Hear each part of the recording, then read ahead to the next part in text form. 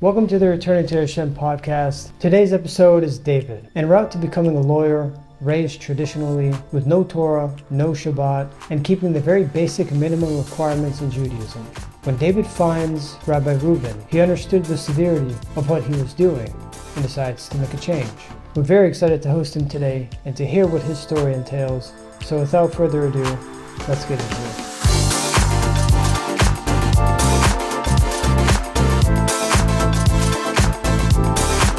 Today we have David. David, thank you very much for taking the time and joining us today on this podcast. Thank you for having me. Big honor. Thank you. Baruch HaShem. David, if you don't mind, can you tell us a little more about yourself, about your story? What was, life's like before Teshuvah, and just a little more about yourself? And yeah, of course. So I'm 27 today. I started, coming back, to observance a little bit more, being a little bit more better when I was about 19 years old. 18 years old. 18 was a little bit where it was a starting point. And then not so much, but building up. And then little by little, I started to grow. I grew up very, I had a Yeshiva education, from pre-1A all the way. That's what I thank my mom for. But growing up, we didn't really have, Torah. We were, Shabbat dinners were really just, we said Kiddush, TV was on. It was very traditional. There wasn't really understanding behind it. And I think that's because my parents migrated from Russia. They didn't have this upbringing. They really just had traditions. They didn't really have like laws to follow. It was just like, oh, Pesach's here, you don't eat bread, matzah, Shabbat, Brit Milah, but the like bare minimum, just getting by, driving to like my grandparents on Shabbat for, lunch, and then, coming home, watching TV, the basic stuff. And all through high school, I went to, like I said, I went to Yeshiva, but I went to a public school Yeshiva, which is basically, it's in the morning session, we had separate boys and girls, and then afternoon session, which was all the secular studies. Everything was mixed. No dress code, meaning like you could have come in like shorts and stuff, but there was like you didn't have to wear like black pants and a white shirt, so it was a very calm, chill environment. And I think actually that school for who I am today, really, because of the Rebbeim there, they really, really know how to connect and talk to you on your level based off your religious observance level. And, family wise, just, it was an incredible experience. But you're 16, 15, 16. You don't want to keep Shabbat. You want to go out Friday nights. You want to meet, up with girls and chill and, go to parties and whatnot. It's a very big tava. It is. And I think that if you don't have that in the beginning of stages of life, like, when you start, I don't know, like 5, 6 years old, when a child starts to understand up until bar mitzvah, where he starts to being in Judaism, those teen years are very difficult to be religious or, to do these, because you're a teenager, you just want to enjoy life. You're not an adult yet, but you're not a kid anymore. You're kind of in that stage where you want to have fun, you want to enjoy, And I think a big turning point for me personally was one of my friends. He actually is a Rav today, which is funny. And looking back at pictures, we look at ourselves with like skin fades. He had an earring at one point. This is going back, we're like 15. And then we look at how much we've grown today. He actually, again, just thinking back, I remember it was my 18th birthday, and I went to a club. This is right before I started doing the show. Like this, I think, was like the thing that like opened my brain. And he texted me, and I was already there. And he's like, "Yo, what are you doing today? Like, do you want to go learning?" Now, because I love and respect him so much, I didn't want to tell him where I was, because he grew like senior year. He like changed and like went 180 in observance for his own reason, but he never mixed that with who we were, his other friends, who weren't there yet.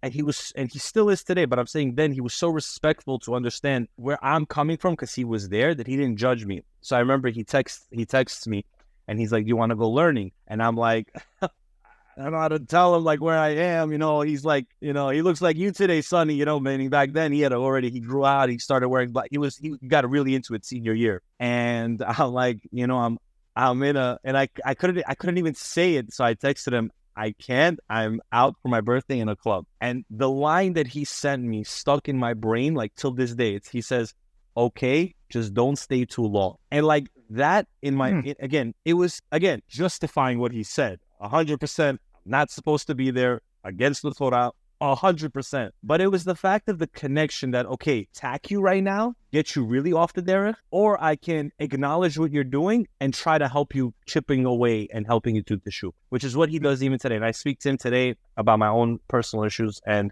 he's been guiding me. You know, I'm older than him. I'm 6 months older than him, and I look up to him like my older brother. And that right there was just something that stuck in the brain, because I asked him like a few days later, I said, you would never step foot in here right now based on what you are. Why did you text me that? Like, don't stay too long. Like, you know, where was the rebuke? You know what I'm saying? Like, what are you doing? You shouldn't be doing this, yada, yada. I was expecting that. Or I was expecting no text message, you know, like no reply. And he told me, he's like, straight up, he's like, I know the light. You're not there yet to come out, but I'm going to try to get you out. And like that, from like that point on, we started again, I didn't say we turned around overnight, but it started to build. Like on Shabbat, he would write me over. Now I live about 1.5 miles away from him. So I used to take the bus to him because like I wasn't going to walk 1.5 miles in the summer. It's too long, you know? So it's about like a 40-minute walk, right? Like more or less. Because again, you're lazy. Now I do it. Like I walk 1.5 miles to shul, you know, it is what it is. But I'm saying then at 18 years old, you're like, nah, you're not doing that. So I would take the bus. So then actually what happened was, this is how I started keeping Shabbat, which is like incredible, because I give this person, which I'm going to speak about right now, the credit. So when I was in high school, I was, hanging out with my friends and stuff like that. And there was a girl that I really liked, put it that way. And when, again, I was going to Shabbat, like, his house, it's his cousin, right? This guy that I'm speaking about, it's his cousin. And basically she tells me once, David, like, why don't you keep Shabbat? Like, we were just talking, right? So I'm like, I don't know, whatever. Like, I live in, away from all my friends. All my friends live in that area. Like, I live in Queens, right? So I live in Main Street. They all lived in Forest Hills. So no one's around me. I'm bored. My sister doesn't keep. My dad doesn't keep. My mom's at work. It's like, I ain't got nobody around me. It's just tough, whatever. So that's why I take the bus or I walk. I'm on my phone. So she tells me like straight up and open my mind, really. She's like, go on the phone when you're here with us, meaning the friends. We all get together in that guy's house. And basically, like, we would talk, play cards, getting the time to go by, and the best way to keep Shabbat. You know what? Okay, she's right. Now, I was doing it from a standpoint, which I'll be very honest, like persuade her like to like me as well, so that we could have a relationship, because again, you're 18 and so on. But deeper, more, it was like, I don't need the phone. Why do I need the phone? Okay, the walking fine is a little far, but the phone, and then the Yitzhar comes to me and says, what happens if there's an emergency on the bus? Or what happens if there's an emergency on the road? Okay, no one's going to die. Like, and I told myself, you're right. Now, my motive was to show her that, yeah, I'm starting to keep Shabbat, I want to persuade you. Again, we're the hunters, right, as they say. So I said, you're right, I didn't bring my phone. But I took the bus, passed until she and with the friends we just saw, like, why don't you just walk? It's also like healthy, whatever. So little by little, I started to walk. Now, to go to shul, forget about it. That was not happening. I'm not sitting a 3-hour minyan. It's not happening. Like, that's out of the question. Maybe mincha, maybe I would go pray. Maybe, if we go to like a fast minyan, because again, you have so much klipot, kedusha can't go through. You know what I'm saying? You build up all of these, from your sins. You don't really realize it when you're 17, 18 years old, but that's what it is, right? Like, why when you go talk to a 17-year-old, he doesn't want to hear you. He's like, I don't want to hear. It's because he's got all these blockages around him, can't hear it. His neshama is like just screaming to go to Kedusha, but you got all these covers. Very hard to get the light through. So that was me. And, little by little, it cleansed, that's what I said. And I realized, like, best day of the week, like literally the best day of the week. I get no phone, no computer, no TV. It's mamash freedom, like freedom. And then I started listening to Rabbi Yaron, learning more and more about, just the severity of sins, and you don't really realize it because in Yeshiva, they don't really talk about this stuff. They teach you Gemara, Chumash, Halachot, but they don't really teach you like, well, why don't we do these things? Like God said, okay, you can't break Shabbat, but like, what's the point? Like, okay, I break it, but now what? Like lightning rod that strikes me down, and stuff. It's like, what's the punishment? I think that's the problem, that they don't really make you understand the consequence of your actions. And I think that's what Yeshiva don't do. They kind of just want you to be involved. And again, I'm talking because I went to Yeshiva all of my life. So I remember, like, from pre-1A till 12th grade, Yeshiva, and they don't teach you these things. They kind of make, like, what I hated the most. If you were caught talking to a girl, like, alone, they made such a big deal out of, get where you're coming from. 100%. kavod reasons, you can't talk. I get all that. To a guy who's 15, 16 years old, like, no offense, I'm not a homophobe. I'm going to talk to women, right? Like, meaning, right? But we don't understand it then. Again, now, today, at 27 years old, I understand it, but there's got to be that approach. And I think it's very important, going back to the point of my friend, the approach is very important. So like Rabbi Zachariah Wallerstein, I'm sure everyone knows who he is, says it how his rabbi when he was 16 years old, his rabbi called him a sewer rat. He says this on one of his videos. Why? Because he was talking to a girl, and he's like, you know who talks to girls? Like sewer rats. And he called him that. That rabbi, whoever that was, thinking Rabbi Zachariah Wallerstein in Shamayim today, because had Rabbi Zachariah Wallerstein went off the derek, because as he says, he broke down, he was crying, and he's like, I was the type of person who used to like fight. He was on the hockey team. He was a very strong, character. He's like, nothing could break me.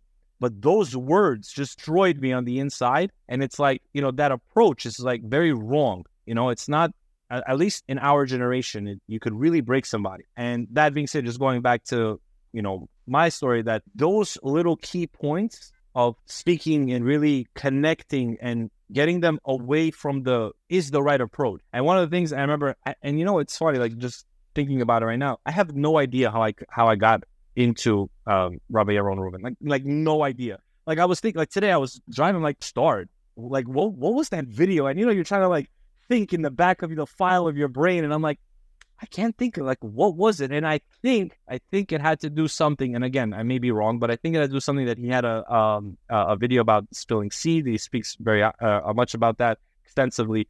And I can't recall, like to this day. I don't even know how long ago it was, so I'm going off on a tangent. I'm sorry. If you have any more questions, stop me, please. I apologize. Well, I mean, David, honestly, I really, really felt like I was just watching a movie for the past 10 minutes. Yeah. I hope so. Listen, we're trying, the whole goal, honestly, man, the whole purpose of that. So the one when Rabbi texted me, I was like, yes, I want to do this because the gift of gab. I could speak. My wife tells me this, like, you can walk into a room, nobody, by the end of the night, you'll know 15 people, like as if they're your friends, and I do that because Baruch Hashem, I have the gift of gab, and I want to use that for Torah. I want to use that to help, youngsters, and one of the things that, like, for my profession is you need to know how to talk. You need to know how to, get into situations, come out of situations, and, really be quick on your feet. And especially today in our generation, it's so easy to be influenced, like by just people are just like boats. They just, wherever they go. There's no real standing. Like, why am I doing certain things? Why, even like religious people, like I have certain family members who are not religious, and I look at them and I feel so sorry, because I'm like, you're just living life. You wake up, you brush your teeth, you go to work, you come home, you go to sleep, the end. And that's your life. It's like a hamster on a wheel over and over. There's no newness. They say we're the ones who are restricted. The religious, are restricted. In reality, you guys are the restricted ones, because you're so confined in your little world, can't break free. Like, you feel like, no, this is it. Money, women, fun, excursions. There's no end, And one of the things that's really funny is a family member came to me maybe a month and a half ago, 2 months ago, and asked me, they're like, you got married so young. I got married, Baruch Hashem, at 22. Thank God I found a woman, nice, a much tailor-made for me. Tailor-made, tailor-made. That's all I got to say. God did his job on that one. Let's put it that way. She is amazing. I love her, respect my wife a lot. And one of the things that she always, people ask, like, you got married so young, you married 22, where are your years, you could have chilled, you could have fun. And I said, I'm so happy that I was not observant at 15, 14, 16, because truthfully, I had a fake ID at 16 years old, because I looked old. I had a beard already. I had like this whole thing going on. I looked like an adult. I looked over 21. I'm tall, I'm sitting, but I'm like 6'1". So, like, I didn't look, at 16, I looked close to 20, 21, I could pass. So I had like a fake ID. So all of the shtuyot that people do in their 20s, not Baruch Hashem, but not to do it, but Baruch Hashem, I did it then, had the schut, which is very important, because I don't want people to think that, oh, you see, he did it, and no, you have to have a merit. Better not to do it, but you have to have a merit, and I, Baruch Hashem, had a merit, I don't know why, to do Teshuvah and wake up and realize, like, that's not a life you want to live. Because even living in that life, it was like you would go to a party and then it's like, oh, it was over. There was no real satisfaction. Non-observant, you have no real satisfaction. People don't understand that. They think they do. They have their money and their cars and everything, but really they're lacking, and you could see it. Like today, Baruch Hashem, I see it. Like I know a person who goes on a vacation, no, not exaggerating, 3 to 4 times a year. She has to go on a vacation, a family member. And I tell myself, like, why? How stressed could you possibly be that you need to go 3 or 4 times a year and not a week? Oh, it's on my bucket list, or oh, I want to explore. Oh, and I say, okay, but come back, and it's like, but like me, when I look at myself and I'm like, I achieved like waking up. Let's say if I set a goal, I want to learn 15 minutes today, and I achieved that, and then I say, wait, but I did that for 7 days straight. I'm like, wow, that's real satisfaction. Why? Because what's the thing? What's your soul? What's your essence is your soul. Right? So where does the soul come from? It comes from HaShem. When you're not in your soul state, right, you're not connected to the source, which is HaShem. So therefore you try to find all the outlets on everywhere else, but then you're realizing, why am I anxious? Why am I depressed? Why? Because you're missing the key element. You're missing HaShem. Like, you need God. Like, what do you mean? It's like he's your fuel. He's everything. Because he instilled, right? What does it say? That Adam Rishon was given the breath from, he blew an neshama on him. Where do we learn from that? That this is the connection. I have godliness in me. I have a piece of HaShem. So when I'm not connecting to him, I'm obviously feeling a lack, because it's like, you get what I'm saying? It's not, the final piece is missing. You have a whole beautiful picture, but then it's like one piece in the middle. It just kills. Imagine the Mona Lisa missing an eye. You know what I'm saying? It's like no longer the Mona Lisa. You know what I'm saying? She's just a woman. And I think that's what people need to understand, that connecting to HaShem is not a problem. It's the biggest blessing. It's like right now I'm getting like a high talking about this, like literally. Maybe it's just hot in my business. I don't know. Okay, so hold on. Let's backtrack for a second. Would you say that you were like born and raised religious from No, birth? No. Okay, so absolutely not. Far from birth. So like I said, my father's my mom wanted to send us to public school, like 100%. She's like, I don't need to pay this tuition, whatever. But as respect to her husband, she basically, was like, okay, we'll send him to yeshiva. Because my dad, again, for whatever reason, they didn't grow up observant, but they had this understanding, like, I have to send him to yeshiva. So I went to yeshiva, but at home, it was, I'm assuming we had kosher meat. I don't know. But my mom never mixed with the dishes. I didn't even know what mixed with the dishes was till I got married. I had no clue that was a thing, by the way. My wife taught me that. And I was like, what are you doing? Like, why? And I'm like, this is so, what do you mean? My mom never did this. I had to do this. I was like, what is this? I had no clue. Then, like Shabbat's holidays, like we never eat like bread on Passover type, like that we never did. But, matzah, but like I said, very just traditions, whatever we had to do. We ate matzah on Passover, great. We had the 4 cups of wine. I don't think we ever got to halal in Pesach ever until I became observant. Like after Birkat Hamazon, you drink the 3rd cup, and then right away you went to the 4th cup. Like I remember this, and I'm like, wait, when I was a kid, we went so much faster. There was no more reading, and then the last part with the, you get what I'm saying? It was just to do it, and you can relate. Everyone, we all did the Teshuvah, so it's like you never had that, and then.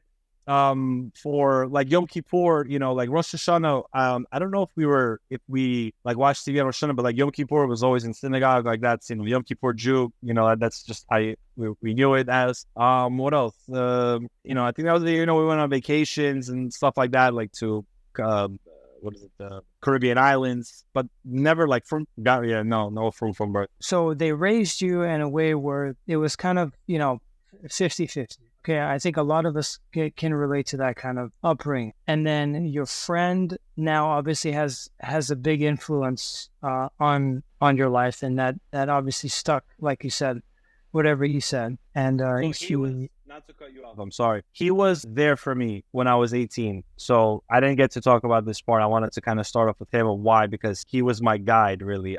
When I was 18, my parents divorced, and my sister took that very not well. And she's older, but she basically secluded herself from my dad, and she was with my mom mostly. And I was kind of like that, being pulled on both sides, trying to be, respectful to my mom and respectful to my dad, and whatever. It was a very, very big war. I was stressing a lot.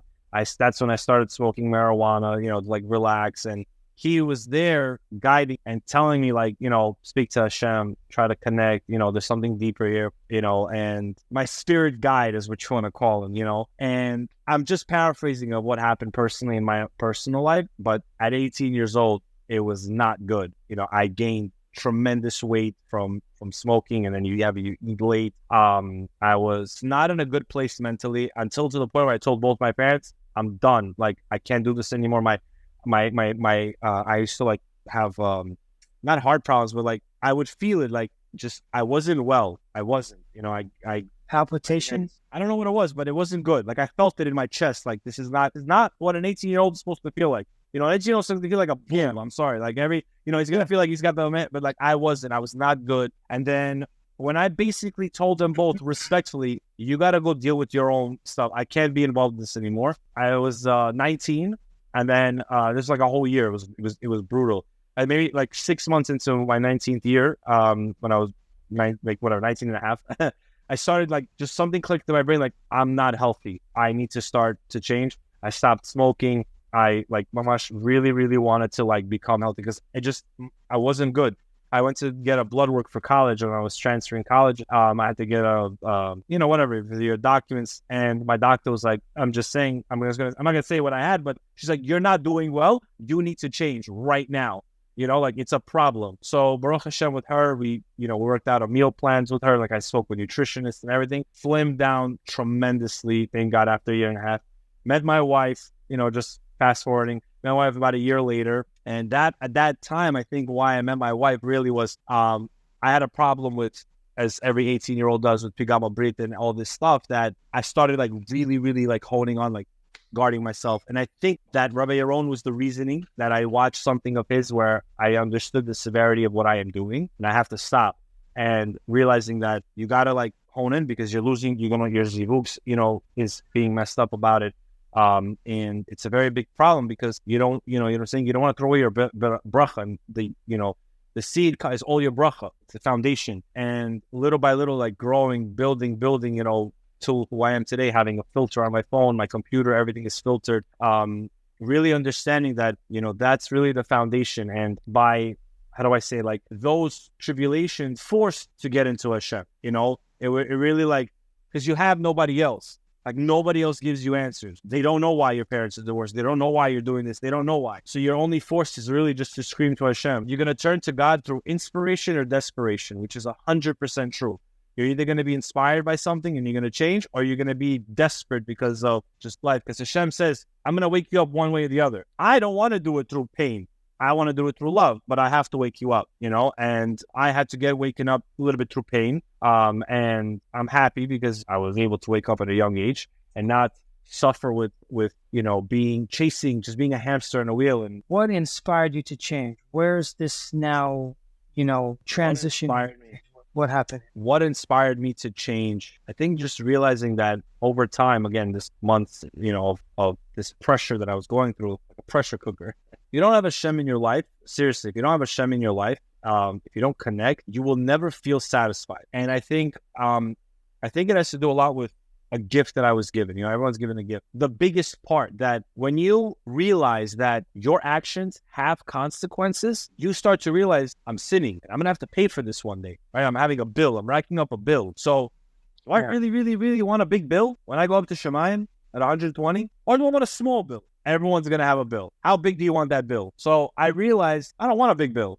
I want to try to do as best as I can to aspire to have no bill. But realistically, everyone sins in some form of a level. My goal in life, and again, as I started being more observant, is what is the foundation of Judaism? So what I realized is Shabbat, guarding your eyes, guarding your brit, kashrut, tefillin, the foundation. What are my foundation? I got to master my foundation. I got to make sure that I'm learning the laws of Shabbat. I have to make sure I know the laws of putting on tefillin. I didn't even know that the yud that's on the tefillin has to touch the tefillin. Like, I thought, it's just there. You just write. I didn't know, like, learning, right? Yeah. Because I always look at, again, this is also when I was becoming more observant. I looked at things very critical. I think it's Baruch Hashem, the lawyer brain in me. why am I doing this? Why am I keeping Shabbat? Why am I doing this? Like, what was does God have nothing else better, right? Like, yeah, this famous, does God have nothing else better to do? Why do I need to keep? Why do I need to? And then you start realizing he's not doing this because he hates you. He's doing this because he loves. But you have to just take a step back and understand, what is Shabbat? What is tefillin? What is guarding your eyes? What is all, the whole reason, and I think this is what just came to mind. What's the purpose of guarding your eyes? It's really, in my opinion, again, I might be wrong, it's not to compare. Why? Because you're going to see a woman who's beautiful, mamash beautiful. And then you're going to look at your wife. Now, your wife had 5 kids, Baruch Hashem. She's no longer that beautiful woman as what she was when she was 20, right? But she's beautiful in your eyes. Why? Because you grew within those 5 kids. Does that make sense? The physicality is not there. Yeah. You're going to look at a woman who had 5 kids and a woman who's 20 years old. The physicality, no one's going to tell me, oh, my wife's beautiful like she was 20. No, it's a lie. That's the lie. That's the lie part. That's the lie part. What's the truth part? Is that, no, she is beautiful in your eyes, because you will always look at her like she's that 20-year-old woman. But I'm talking about if a guy starts looking at those women and he starts seeing, like, now again, we all fall. I'm not saying I'm an angel in my eyes. No, we all fall. Do you fall because it was there? Again, you happen to, it came to your path. You live in America, it's just what it is. Or did you look for it? That's the key difference. Did you go on Instagram and look for those women? And scroll. No, seriously. I don't have Instagram. I haven't had it. I think, since I met my wife, which was 7 years ago. Baruch HaShem. I seriously pray that like today, everyone tells me you need Instagram for business and that. I pray that I make so much money that I could hire somebody for it, because I don't want it. Because I know my talmud. I will go and look, because I was there. I used to look at these things, and it's not right, because number one, now I have a wife. And it's a big problem. Now, again, this is just number one thing. If you don't have a filter on your phone today, you are looking at things you're not supposed to, period. I don't care if you're the biggest chacham. I cannot go on my wife's phone because I'm too afraid. Now, people are going to laugh at me and say, he can't hold himself. No, my friend. You can't hold yourself. You know why? Because I am not putting myself in that position to fail. I'm not. It's like taking an alcoholic and putting him in a bar and for a party, like a thing, and he's not going to drink. He's got 1,000 different liquors that he could possibly try, and he's going to sit there like a chacham. No. He's going to take a drink, because that's what he is. We men, that's what we are. If you don't filter yourself, if you don't guard yourself, you're going to go and look. That's just what it is. I don't care. And you know what it is? People will laugh. Like, I remember I was in shul, and one of the guys, he actually, I wanted to go show, there was a person who passed away. There's this group on Facebook that us Baharians have, and it was like a young boy that passed away. So I wanted to see the photo, because I couldn't log in. I can't log into my Facebook. I have it filtered, so that and even then I don't even use it. I have like 20 friends that it's just like a waste. It's just there, just have my face on it. If people want to search me up. But I asked him, and he goes to me, he's like, yo, can you go on your phone? Like, you don't have Facebook? To go on your own phone. And I said, no, it's blocked. And he's like, what do you mean it's blocked? And I'm like, I have a filter. And he's like, oh, you have a filter? And he's like, I was actually looking for a filter. Bam, got him on the filter. Now, I'm not saying this to be a chacham. Paid for a year. I paid with my own, because you couldn't afford it. This kid's like 16, 17 years old. Couldn't afford it. I said, dude, it's like $100 for the year. I got you. I'll cover it for the year. Next year, try to do it yourself, And Baruch Hashem, I got one, So that's the 4th step of Teshuvah. I mean, we were discussing it earlier, Sonny. But we'll get into it a little later, I guess. By the way, just a side note, Sonny, just a side note. I don't know how you just sit there calm like that, listening to people talk. You're incredible. I mean, you're incredible. First of all, I'm not a New Yorker, so I know you probably have. But what are you? Where are you from? It's interesting. I was born and raised in California. Wow. Yeah, so you're very calm, cool. Yeah. At the end of the day, it's not here for me. It's here for you and to help other people. I'm just the middleman. So your story is so far very interesting. It's very cool. I'm sure you have a lot more to talk about, but I want to get into the more meat and potatoes, if you will. No problem. Bring it on. Let's talk about the interaction with you and Rabbi Reuven and the organization. Can you tell me a little more about that and what happened there? How did Rabbi Reuven help you? Did he help you in any way? Did you get in contact with someone to speak to him?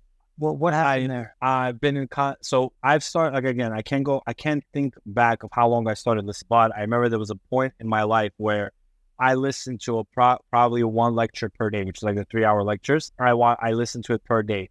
I remember from just he has on YouTube playlist. I think it's the Bitachon series I watched, and Garrett Haraban series I watched the whole thing, stomped around by, but maybe like 80 episodes, which is still a lot. Which is great, by the way. How these it was great, and I don't really remember when I started, but the change, the impact he had in my life was just phenomenal. Why? He speaks from a point where nobody really talks about, right? Like, number one is you will get punished for your sin. You need to understand there's a reward and punishment. And people need to know that. It can't always just be sugarcoated. Cannot. And one of the things the rabbi is very, very passionate about is people understanding that it's not all sunshine and rainbow. You will get punished for sins that you do. And I think once a person really starts to understand that in itself is the impact, that there's consequences to my action. And me being, as like I said before, always thinking like, well, what are my consequences? Not knowing the consequence is one thing, right? Because it's Torah-wise, you kind of have to like learn it. Once you learn it, you're like, whoa.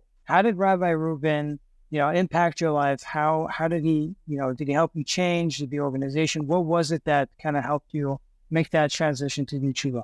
I think the lectures are very detailed, and I love the fact that he always gives source. Very, very important. He always says that you have to give a source of what you're talking. You can't just talk out of your own knowledge, or your own opinion. And listening through those lectures and hearing everything, you start to realize like your life, your actions have consequences, and if you don't change, you may never. It's a very big problem, or it may be too late. And you don't want it to be too late. If Hashem's sending you a message through whoever it could be, Rabbi Yaron, or Mizrahi, your local friend, whatever it is, you have to understand that Hashem is sending you a message, right? Because that's your free choice. And I think for me, with Rabbi Yaron, his lectures, his knowledge, this guy was a Walsh, knows how to talk. He's a typical New Yorker, knows how to connect in a sense to people who are like me before doing Teshuvah because of the story. And when I started to listen more and more, I realized like, I got to wake up and smell the coffee, like my actions have serious consequences. Not keeping Shabbat, not keeping kashrut, these things have a very big problem. And when you say how I have an impact in my life, I'll tell you like this. You ready? During COVID, I just had my second kid, bro, during COVID. And yeah, thank God he's 3 years old now, but during COVID and I needed a job. Okay. Like I needed to work. So I got a job at this bookstore, Jewish bookstore, Ben Israel Books. Shout out. And one of the things that they do is we sell transliterated text. So Hebrew to English transliterated or translated. And one of the things that I asked her, and we used to ship stuff a lot, right? People would buy stuff. One of the things I remember I asked Rabbi Ruin is, can you please send me a bunch of CDs? And I used to put those CDs, and I asked the Rav, because we would give like freebies, free stuff, free little like 1-card pamphlets of like blessing of the children, like as generosity gifts to our client. And I asked permission, can I put, Rabbi Yaron's room? He's like, yeah, no problem. Go do what you got to do. And I remember somebody called me. They didn't call me. They sent an email to the Ben Israel. And I was the one who was in charge of everything, so I was reading it. And this woman takes a picture of everything spread out. And she snaps a photo. Like, I'm so blessed. Thank you so much for the amazing extra gifts. Aside from her order, she ordered like 1 to 2 items, which is nothing crazy, $10-15 at most. And she's like, thank you so much. I can't wait to watch this movie. And this is the movie that Rabbi Yaron made.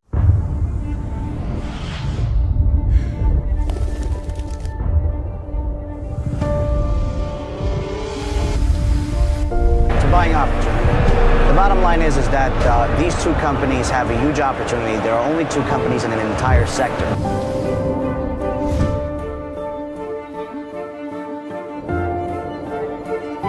My story doesn't start with religion.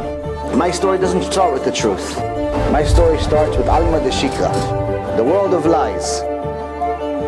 God gave, God took, may his name be blessed.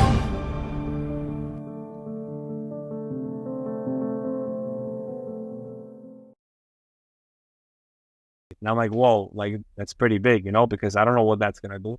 And I'm happy because I was able to send that out. And the impact that I think he made on me was to help others, was that you have to wake up, you have to understand that your actions have consequences. If you don't do Teshuvah, you're going to get held for life. It's a very big problem. But we don't want to scare people not doing Teshuvah. We want them to understand that Teshuvah is a process. It's not an overnight thing. And it's about making your life better, not making your life restricted. It's not about thinking the Gehenom, the Klipot. No. It's about how do I become better? For what reason? Connect to my creator. period. I want to connect to every single day you live. It's about how do I connect to my creator? And that's what I started to realize.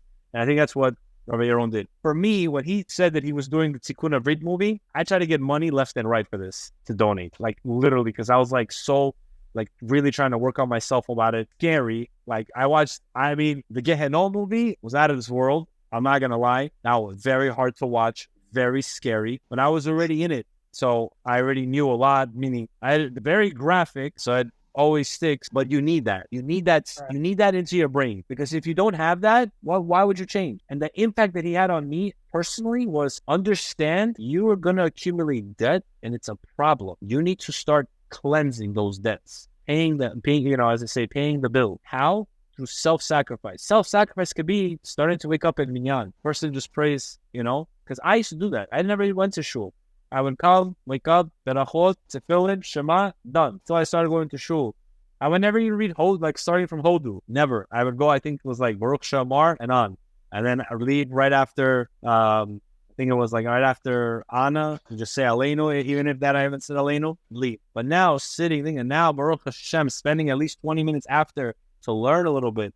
But again, it's a process. It didn't happen overnight. And I think that impact was that one of the things I don't remember, but again, this is like bits of what from the lectures that I learned is that he says it's not about the change overnight. No one's changing overnight. It's the fact that you want to change and you're working towards that goal. And that's the biggest importance about Judaism. Judaism is not about changing your whole life overnight. You're not doing that. It's about, number one, what are your foundations that you need to work on? Mastering those foundations and tweaking those other things, those little mitzvot and stuff that people don't really, think is a problem. But you got to have your foundations. You have to know why you're doing it. And for me, he built that foundation around me. I'm not going to lie. He really made me understand, dude, wake up. Like, you need to wake up, because if you don't, it's going to be a problem. And if you don't wake up now, and I think, again, I had to be, because I was 20 when my wife had to be around that time when I started listening to him. It had to. Because I remember I was very going hard at this, really. Because I had to go. I wanted to get married already. I was like 20 years old. I thought I was on the top of the world. Like, I got to get married. I'm doing Teshuvah. I'm a rabbi already, So little by little, it's just what it is. You get on the spiritual high. It's like a rocket. It just shoots up because you want to connect. What I think, and it's funny because it just came to mind, I think it's your neshama trying to pierce through all the klipot. That's what I think it is. But, then you try to clean the layers. And I'll say, if he's going to watch this, thank you so much, Rav. You are incredible. I text him every so often. We text. I send him a message. I tell him, I don't know how you don't sleep, because he messages me at 2 in the morning, 3 in the morning. And I'm like, you don't sleep? You know what I'm saying? And he's a soldier. I give him that all his health issues should go to the haters of Israel. That Mamash, he's a true Emet soldier in this world. Mamash, there's no question about it. It may be harsh at times, but you know what? Medicine is always bitter. Ain't no sweet medicine. And even the ones that they say that taste good, taste like garbage. But I just want to say is to the Rav, you had an incredible impact in my life. You still do to today. I still donate today to B'ezrat HaShem, the organization. I tell people, you want to know where to donate your money? The place where it's going to pay you the most dividend. And B'ezrat HaShem is one of those organizations. And I'm not saying that. I'm not getting paid for that. I'm telling you, if you want to. I remember at one point I had a goal that I really wanted to donate in the thousands, and I wasn't working much. And I remember when the rabbi sent me the tax return sheet in the end, and I'm like, I don't really need it. I don't even know how this works. I was young. I was 21, 22. I didn't understand how this stuff worked. So and I saw the amount, and I'm like, I donated all of that, again, through the year, because you would give every so often, right?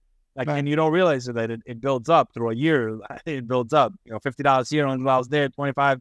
And my next goal, B'ezrat HaShem, is, I think he still has it, is for $26,000, you could sponsor a series, I think, right? If I'm not mistaken, or something like that. That's my next goal. Is I wanted B'ezrat HaShem for my family, for the success of my children, to be Talmidei Chachamim, is to sponsor a series about a good one, something people want to hear about.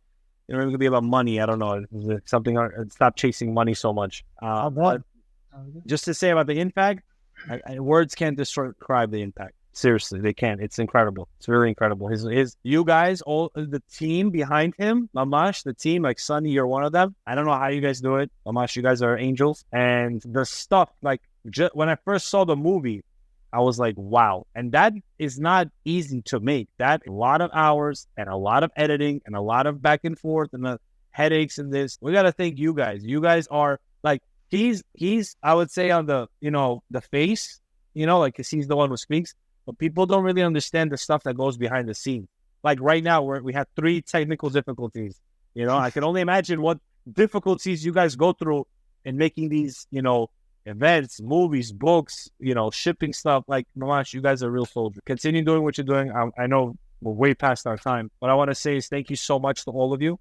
Thank you for the opportunity to speak. Thank you to HaShem for letting me do Teshuvah. And anyone who's listening to this, if I can do it, you can do it too.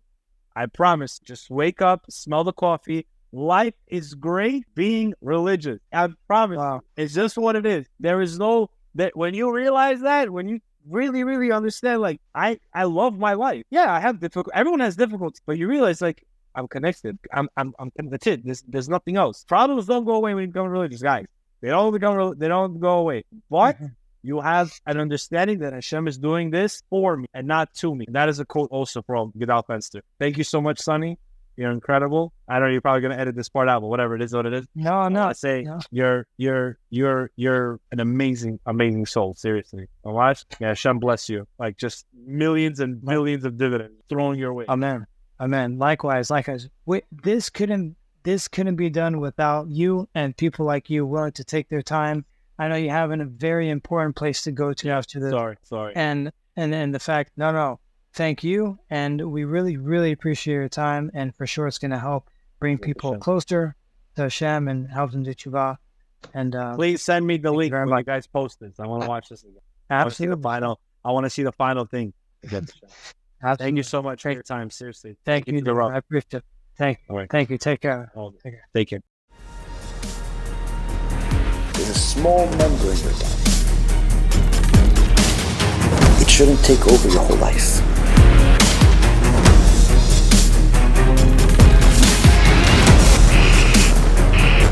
If you satiate it,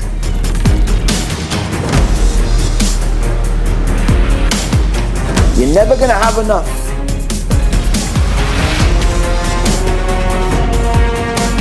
The Sofer clan, when it gets a hold of something, it does not let go. Time for us to rectify what we have done. Normal numbers should be somewhere around 20 million or higher.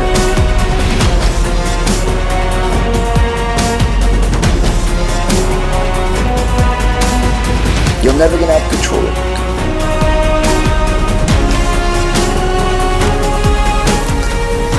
If you start it, only feed it when it's permissible, according to the Torah. Pornography is as addictive as crack cocaine.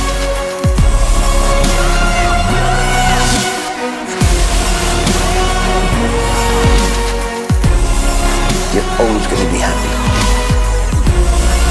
including this world and the next. Baruch Adonai Le'olam, Amen V'Amen.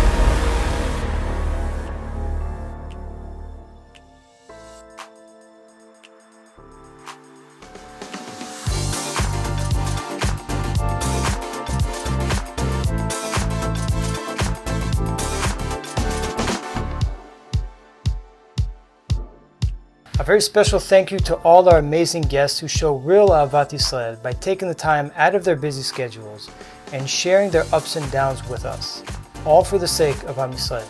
May Hashem continue to bless you 1,000-fold. If you enjoyed this video, you can find more of these podcasts on our website at www.bizathashem.org. If you're on YouTube, be sure to subscribe to the channel to hear more highly influencing lectures and stories like the one you heard here today. Thank you for watching, and Bezat Hashem, may we all have the merit to return to Hashem.